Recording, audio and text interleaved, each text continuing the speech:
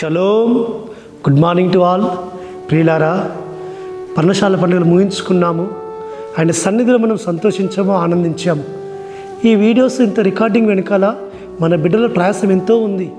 మన బిడ్డలు ఎంతో తమ సమయాన్ని వెచ్చించి వారు ఈ యొక్క వీడియోస్ చక్కగా రికార్డింగ్ అవ్వడానికి కొరకు, ఇది అప్లోడ్ అవ్వడానికి కొరకు, ఇది ఎడిటింగ్ కొరకు వారు ఎంతో శ్రమ పడుతున్నారు. వారి గురించి మనం ప్రార్థన చేద్దాం, మన సహకారం అందిద్దాం. పరమ తండ్రి వారిని ఆశీర్వదించినట్లు ప్రార్థన చేద్దాం. తద్వారా మనము కూడా ఆశీర్వదింపబడతాం. అర్థన కృపల లేఖన భాగం మనం చూసుకుంటుంటే జెఫన్యా గ్రంథం 3వ అధ్యాయము 15వ వచనంలో, ఇజ్రాయేలుకు రాజైన యెహోవా మీ మధ్య ఉన్నాడు. ఇజ్రాయేలుకు రాజైన ఎలోహిం, ఆ యెహోవా మీ మధ్య ఉన్నాడు. ప్రియులారా, ఆయన ఇజ్రాయేలు జనులకు ఏ విధంగా ఆయన వారి మధ్యలో సంచరిస్తున్నాడో, అన్య జనుల్లో చేజిపోబడిన వారందరూ కూడా యెరూషలేముకు రప్పింపడ్డప్పుడు వారి మధ్యలో కూడా ఆయన ఉండబోతున్నాడు. కాబట్టి ఆ ఎలోహిముని యెహోవా మన మధ్య ఉంటే మనకి ఏ అపాయం సంభవింపదు, ఏ శత్రువు మన దగ్గరికి రాడు, ఎవరు మనల్ని ముట్టరు సుమా.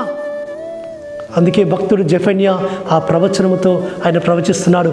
ఇజ్రాయేల్ రాజుని యెహోవా మీ మధ్య ఉన్నాడు కనుక మీరు భయపడకండి, ఏ అపాయం ఎదుకు రాదు, ఏ అపాయం ఎదుకు సంభవించదు. ప్రియులారా, ఆ రారాజైన యెహోవా, ఆ సృష్టికర్త అయిన సర్వోన్నతుడు మహారాజైన యెహోవా ఆయన మన మధ్యలో నివాసం చేయబోతున్నాడు. ఆయన మన మధ్యలో సంచరించబోతున్నాడు. ఆయన మనకి ఎలోహింగా ఉండబోతున్నాడు. మనమైన ప్రజలంగా ఉండబోతున్నాం. ఆయన జనాంగంగా మనం ఉండబోతున్నాం. కాబట్టి ఆయన సర్వలోకానికి ఆయన ఒక్కడే రాజు, ఆయనే రారాజు, ఆయనే యెహోవామసీహ్ అనే ఆ రాజు ఇజ్రాయేలుకు సర్వలోకానికి ఆయన రాజుగా ఉండబోతున్నాడు. కాబట్టి ఆయన పరిపాలన మనం ఉండబోతున్నాం. ఆయన పరిపాలన మన మీద ఉండబోతుంది సుమా. కాబట్టి ఆ రాజైన యెహోవా యొక్క సన్నిధానంలో మనకు ఏ విధమైన చింత ఉండదు, ఏ బాధ ఉండదు, ఏ దుఃఖం ఉండదు, ఏ నిట్టూర్పు ఉండదు, ఏ కీడు ఉండదు, ఏ అపాయం ఉండదు. ఆయన పరిపాలనలో మనమందరం క్షేమంగా ఉండబోతున్నాం, సంతోషంగా ఉండబోతున్నాం, ఆనందంగా ఉండబోతున్నాం. ఆయన పరిపాలన ఎంతో చక్కటి పరిపాలన, నీతి న్యాయముతో కూడిన పరిపాలన.